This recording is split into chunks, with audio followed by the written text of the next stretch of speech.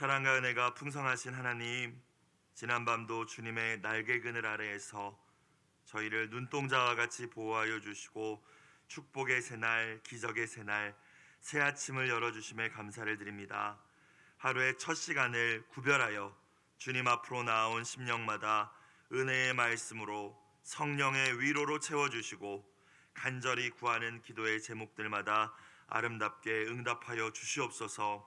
주님, 우리의 기도가 날마다 더욱 성숙하게 하여 주시어서 우리의 뜻을 주장하기보다 하나님의 마음을 깊이 깨닫게 하여 주시고 하나님의 꿈이 우리의 기도의 제목, 우리의 비전이 되게 하여 주옵소서. 예수님의 크신 이름으로 기도드리옵나이다.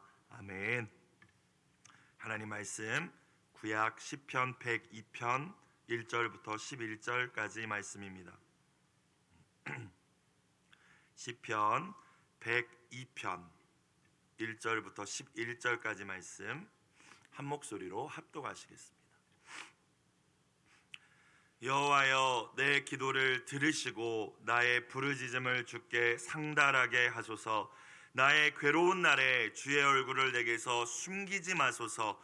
주의 귀를 내게 기울이사 내가 부르짖는 날에 속히 내게 응답하소서. 내 날이 연기같이 소멸하며 내 뼈가 숯같이 탔음이니이다. 내가 음식 먹기도 잊었으므로 내 마음이 풀같이 시들고 말라버렸사오며 나의 탄식 소리로 말미암아 나의 살이 뼈에 붙었나이다. 나는 광야의 올빼미 같고 황폐한 곳에 부엉이 같이 되었사오며 내가 밤을 새우니 지붕 위에 외로운 참새 같으니이다. 내 원수들이 종일 나를 비방하며 내게 대항하여 미칠 듯이 날뛰는 자들이 나를 가리켜 맹세하나이다. 나는 재를 양식같이 먹으며 나는 눈물 섞인 물을 마셨나이다. 주의 분노와 진노로 말미암음이라. 주께서 나를 들어서 던지셨나이다. 내 날이 기울어지는 그림자 같고 내가 풀에 시들어짐 같으니이다. 아멘. 오늘 이 아침도 우리의 행복을 위하여 주시는 하나님의 말씀에 귀 기울여 청종할 수 있는 저와 여러분들이 되시기를 주님의 이름으로 축원합니다. 시편을 읽다 보면은 각 장마다 표제가 달려 있는 경우를 발견하실 수가 있을 거예요. 시편 몇 편 옆에 다윗의 시 이렇게 나와 있든지 고라 자손의 시, 성전을 올라가는 노래, 이런 표제들이 붙어 있는 경우가 있죠. 오늘 우리가 나눌 이 시편 102편의 표제가 무엇이라고 되어 있습니까? 매일 성경에도 이렇게 붙어 있을 거예요. 고난 당한 자가 마음이 상하여 그의 근심을 여호와 앞에 뭐하는? 토로하는 기도라고 되어 있죠. 그렇죠? 토로한다, 쏟아낸다, 탄식한다, 이런 의미가 있죠. 그렇죠? 이게 오늘 우리가 읽은 시편의 표제입니다. 이 내용이라는 거죠. 우리는 인생을 살면서 수많은 어려움을 직면하게 됩니다. 그 모양이 다를 뿐 고난이 없는 인생은 없죠. 이 땅에 우리의 연수가 늘어나면 늘어날수록 사실 고난도 늘어나는 것입니다. 어떠한 고난도 슬픔도 고통도 없는 곳은 오직 하나님의 완전한 통치가 이루어지는 천국뿐이죠. 그래서 우리의 소망은 하나님의 나라 천국입니다. 사람마다 내면의 힘이 다르고 의지력이 다르기 때문에 어떤 이에게는 별것 아닌 것처럼 보이는 어려움이지만 누군가에게는 삶의 소망을 다 잃어버릴 만큼 큰 고난으로 여겨질 수도 있습니다. 그래서 우리는 그와 똑같은 인생을 살아본 것이 아니라면 그 누구의 고난도 함부로 평가하거나 판단해서는 안 될 줄로 믿습니다. 우리가 욥기를 작년에 묵상하지 않았습니까? 욥의 친구들처럼 고난의 원인을 분석해가면서 또 결론을 내리는 우를 범해서도 안 됩니다. 주님께서는 우리에게 주신 말씀을 보면 고난당하는 자와 슬퍼하는 이들과 함께 슬퍼하라 말씀하셨고 또 내 백성을 위로하라 말씀하셨음을 이 아침 기억할 수 있는 저와 여러분들이 되시길 주님의 이름으로 축복합니다. 자, 어떤 종류의 고난이든지 그것이 더욱더 무겁게 느껴질 때가 있죠. 언제일까요? 계속 반복될 때입니다. 고난이 끊이지 않을 때, 또는 언제 끝날지, 이 고난이 언제 이게 정리가 될지 예상이 되지 않을 때, 이때는 더 그 고난으로 인하여서 힘겹죠. 그럴 때 우리의 내적 에너지는 고갈되어 버리고 소위 번아웃 됩니다. 다른 표현을 빌리자면 우리의 마음이 무너져 버린다는 것입니다. 이렇게 되면은 삶의 소망과 목적까지 잃어버리고 죽음을 동경하는 지경에 이르게 되기도 하죠. 잠언 18장의 말씀처럼 육체의 질병을 우리가 만났을 때 마음이 강하다면 넉넉히 이겨낼 수도 있겠지만 마음이 상하면, 마음이 무너져 내린다면 정말 그것이야말로 큰 문제입니다. 누가 그것을 일으키겠느냐? 잠언 18장에 그런 말씀이 있죠. 근심과 염려와 슬픔과 절망이 가득 차서 잠자리에 들 때마다 내일이 안 왔으면 좋겠다라는 생각이 들 때가 있습니다. 눕기는 하지만 뜬 눈으로 밤을 지새우거나 밤새 눈물로 침상을 적시기도 하죠. 어떤 사람들은 이 해결할 수 없는 마음의 무너짐과 고통을 잊어보기 위하여서 다른 것에 몰두하기도 합니다. 술이든 마약이든 쾌락이든 게임이든 음식이든, 저도 그런 기억이 있지만, 경험이 있지만 중독이죠, 중독. 그래서 몸과 마음과 영혼까지 다 망가뜨리기도 하죠. 여러분, 하나님의 자녀라고 해서, 우리가 믿음 생활을 한다고 해서, 목회자라고 해서 고난을 만나지 않는 것이 아닙니다. 아니, 오히려 우리가 악한 세상 속에서 믿는 자답게 살기 위해서 받는 고난까지 우리는 더 많은 고난을 만나게 될지도 몰라요. 예수님께서도 세상이 예수님을 미워하기 때문에, 세상이 진리를 받아들이지 않기 때문에 예수님을 따르는 예수님의 제자들인 우리들도 미워할 거라고 말씀을 하셨습니다. 세상에서는 너희가 환난을 당하게 될 것이라고 말씀하셨죠. 바울은 안디옥 교회에 있는 제자들에게 무엇이라고 이야기했습니까? 우리가 하나님 나라에 들어가기 위해서는 많은 환난을 겪어야 될 것이라고 이야기했어요.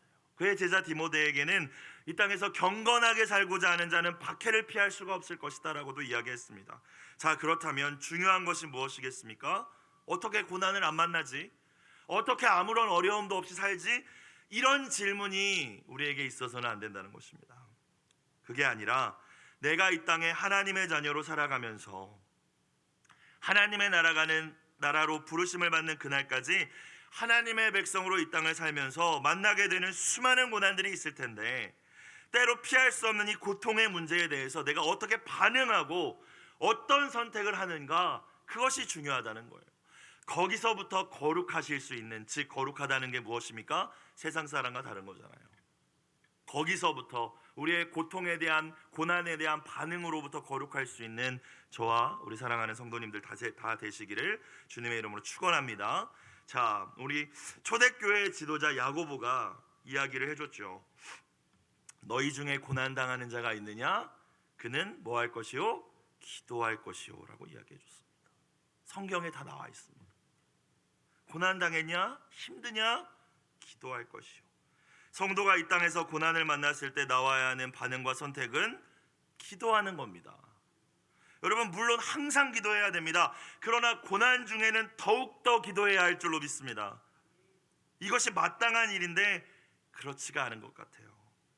오늘 시편 102편의 표제 다시 보시면, 고난당한 자가 마음이 상하여 그의 근심을 여호와 앞에 토로하는 기도라고 되어 있죠. 믿음의 사람이었다라는 거예요. 이 시편 기자는 고난당하여 마음이 상하고 근심이 쌓일 때 하나님의 자녀로서 우리가 가장 먼저 해야 하는 일, 우리의 반응은 하나님 앞에 나아가 나의 마음을 있는 그대로 정직하게 토해내는 것임을 다시 한번 깨닫는 이 아침이 되시기를 주님의 이름으로 축복합니다.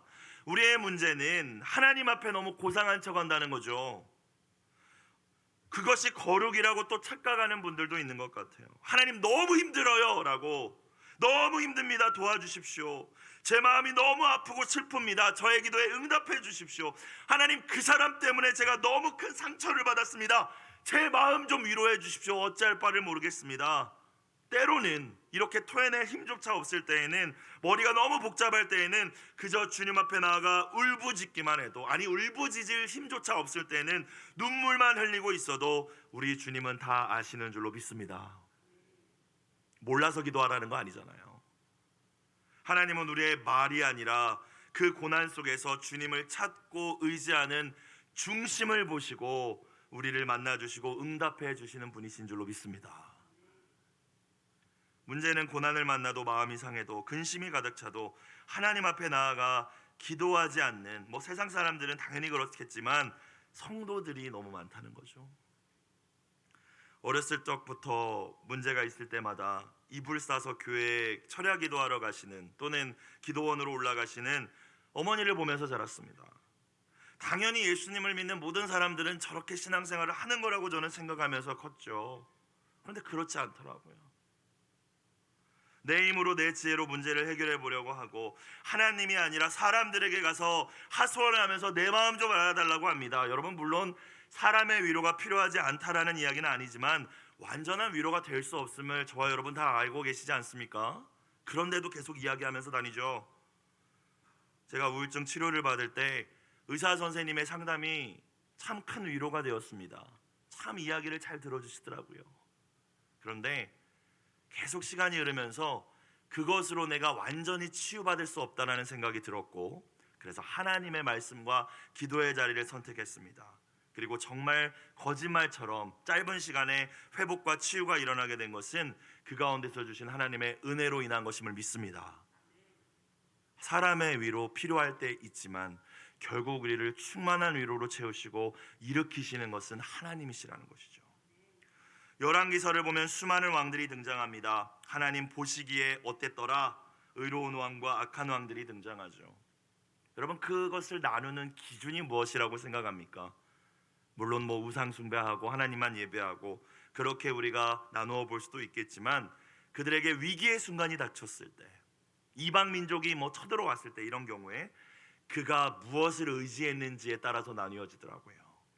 자신의 힘과 지혜나 사람들이나 군대나 내가 창고에 쌓아놓은 보물을 의지했던 왕들이 있습니다. 그거 주면서 적들을 좀 제발 돌아가 달라고. 동맹 국가를 또 의지한 왕들도 있더라고요. 그렇지 않고 히스기야처럼 눈물로 기도했던 왕들도 있더라고요. 하나님이 보실 때 아름답던 왕들은 하나님을 의지했던 왕들이었죠. 사랑하는 여러분, 고난당할 때, 마음이 상할 때, 여러분의 마음에 근심이 가득할 때 여러분은 무엇을, 누구를 의지하고 계십니까? 이 새벽에 나오신 분들은 기도하고 하나님을 의지하는 분들임을 믿습니다.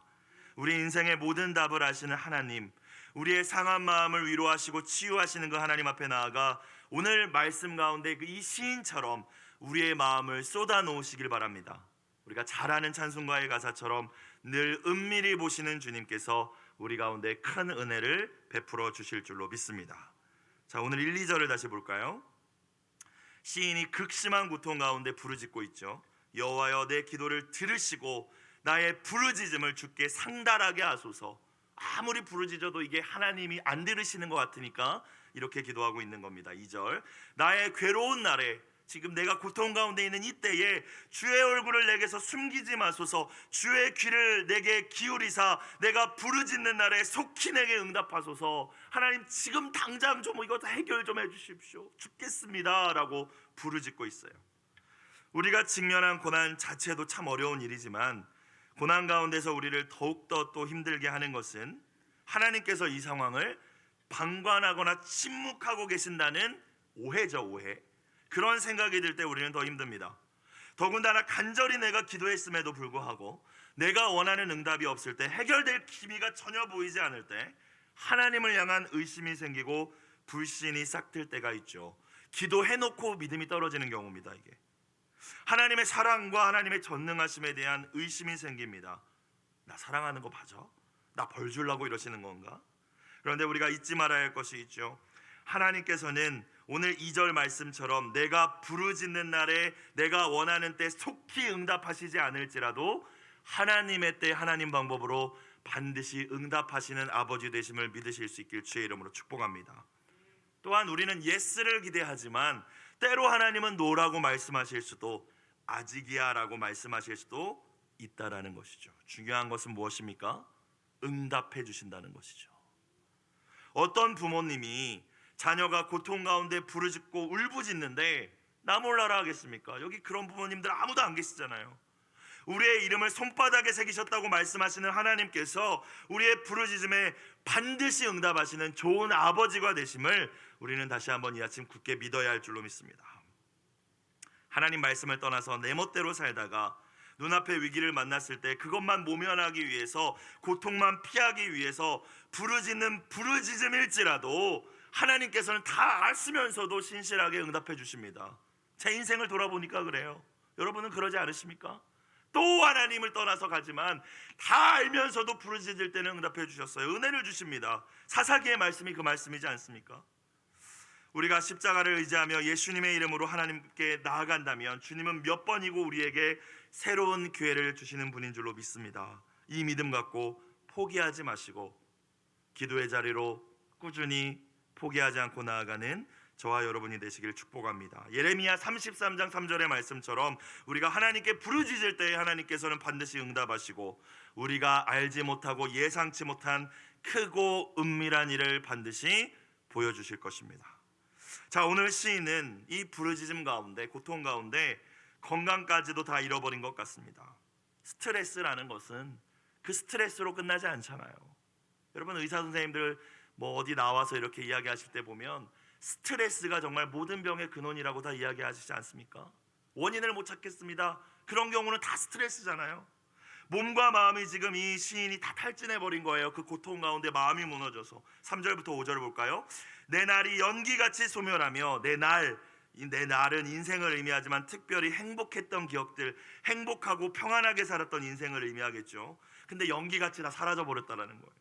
내 뼈가 숯같이 탔음이니이다. 이게 뼈가 마르는 고통 가운데 있다라는 거죠. 4절, 내가 음식 먹기도 잊었으므로. 여러분, 반맛이 없지 않겠습니까? 너무 고통스러우면. 내 마음이 풀같이 시들고 말라버렸사오며. 마음이 이제 무너져버린 거예요. 마른 풀을 보신 적이 있죠? 후 불거나 살짝만 건드려도 다 말라버린 풀은 그냥 사그러져 버립니다. 그런 위태위태한 상황이라는 거죠. 5절, 나의 탄식 소리로 말미암아 신음하고 그러다 지쳐서 나의 살이 뼈에 붙었나이다. 이제 건강까지도, 마음의 건강, 육신의 건강까지도 다 잃어버렸습니다. 하나님, 이런 고백입니다. 시인을 더욱더 또한 힘들게 했던 것은 아무도 그를 공감해 주지 않았다는 거예요. 정말 나는 괴롭고 힘든데, 그래서 울부짖고 있는데 이 문제도 해결되지 않을 뿐만이 아니라 아무도 내 아픔을 이해해 주는 사람이 없다는 거예요. 그게 여러분 얼마나 힘든 일입니까? 외롭다는 거죠. 그런데 그 외로움까지도 하나님 앞에 토해내실 수 있길 주님의 이름으로 축원합니다. 6절 7절, 나는 광야의 올빼미 같고 황폐한 곳에 부엉이 같이 되었사오며 내가 밤을 새우니 잠을 못 이루었다는 거잖아요. 지붕 위에 외로운 참새 같습니다. 광야의 올빼미, 황폐한 곳의 부엉이, 이 새들 특징은 다 밤을 새운다는 겁니다. 그리고 무리를 짓지 않고 혼자 있어요. 광야와 황폐한 곳이라는 표현을 쓴 것으로 봐서 얼마나 이 지금 시인이 고독하고 외롭고 사람 가운데는 나를 이해해주고 날 진짜 위로해주는 사람이 아무도 없기 때문에 너무 힘들다는 거예요. 너무 힘들다는 거예요. 8절 이후를 보니까 시인이 이처럼 오랜 기간 고통스러웠던 이유가 등장합니다. 시인을 대적하는 사람들이 있었다고 이야기하죠. 8절 9절, 내 원수들이 종일 나를 비방하며 내게 대항하여 미칠 듯이 날뛰는 자들이 나를 가리켜 맹세하나이다. 어떤 맹세겠어요? 저 자식 죽여버리자, 저 자식 잘 못되게 하자, 이런 맹세를 한다는 거예요. 마치 사도행전에 사도 바울을 죽이기로 이렇게 맹세하면서 먹지도 마시지도 않기로 맹세한 40여 명의 사람들이 있지 않습니까? 그렇게 했다라는 거예요. 저거 무너뜨리기 전까지는 우리가 아무것도 안 할 거야, 이런 대적들이 있었다라는 거죠. 9절, 그러니까 나는 죄를 양식같이 먹으며 나는 눈물 섞인 물을 마셨나이다. 이스라엘 문화권에 있는 이들은 슬프거나 비통할 때 죄 위에서 또는 죄를 머리에 뿌리고 기도하지 않습니까? 탄식하지 않습니까? 옷도 찢고. 너무 슬프다는 거예요. 내 편은 아무도 없고 다 나의 대적 같다라는 거예요. 여러분, 복 중의 복은 만남의 복이죠. 하나님과의 만남, 좋은 사람들과의 만남은 정말 큰 복입니다. 그러나 살다 보면 원치 않는 만남이 있기도 합니다. 우리가 주님의 뜻대로 살기 때문에 우리를 박해하는 사람들을 만나기도 하고요. 반대로 우리가 주님의 뜻을 떠나 있기 때문에 주님께서 마치 이방 민족을 통해 이스라엘을 치시듯이 우리를 깨닫게 하시기 위한 도구로 쓰임 받는 사람들이 있습니다. 또 그런 이들을 만나기도 합니다. 우리를 하나님께서 더 아름다운 성품으로 다듬어 가기 위하셔서 사랑의 사람, 용서의 사람, 섬김의 사람으로 만들기 위하여서 붙여주시는 경우도 있죠. 우리가 머리로 사랑을 안다고 사랑을 하는 게 아니잖아요. 그 기회를 주시는 거죠. 사랑할 수 있는 기회. 네 맘에 안 들고 너 힘들게 하는 사람, 그런 사람 만나야 용서를 훈련할 수 있지 않겠습니까? 섬김을 훈련할 수 있죠. 다 내 마음에 드는데 언제 우리가 용서와 사랑을 훈련할 수 있겠습니까? 우리들은 다 머리로 압니다. 악을 악으로 갚지 말아야지, 끝까지 용서하고 이해해야지, 사랑으로 이겨야지. 그런데 쉽지 않죠. 여러분, 그래서 기도해야 할 줄로 믿습니다.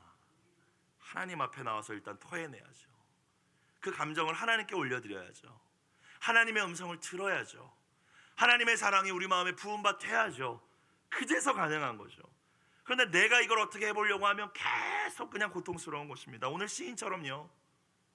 시인이 고통스러웠던 두 번째 이유는 무엇일까요? 1, 2절의 말씀에서도 우리가 알 수 있었듯이 이 모든 상황 가운데 하나님이 침묵하고 계신다라고 생각을 했고, 또 자기가 벌 받는다라고 생각을 했어요.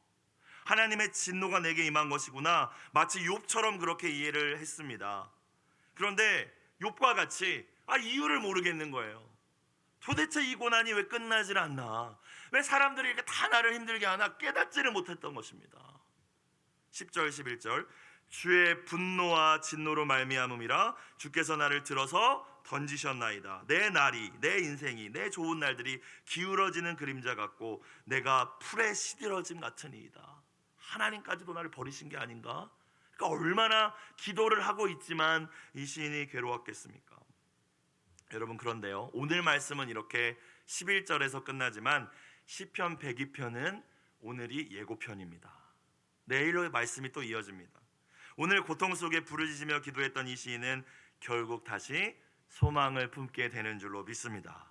신기하게요, 상황과 환경은 하나도 안 바뀌었어요. 그냥 이 시인이 한 일은 계속 토해내는 것뿐이었습니다. 기도 가운데 주시는 하나님의 평강을 맛보았기 때문인 줄로 믿습니다. 하나님만이 주실 수 있는 위로를 맛본 겁니다.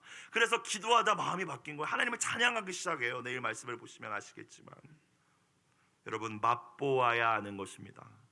기도의 자리를 지키는 자들만 맛볼 수 있는 하나님의 은혜가 있다는 사실을 다시 한번 기억할 수 있는 이 새벽이 되길 주님의 이름으로 축원합니다. 사무엘상 1장에 등장하는 한나는 비운의 여인이었죠. 남편 엘가나는 누구보다 그녀를 사랑했지만 그의 위로와 배려가 오히려 그녀에게 더욱더 큰 고통을 줄 뿐이었습니다.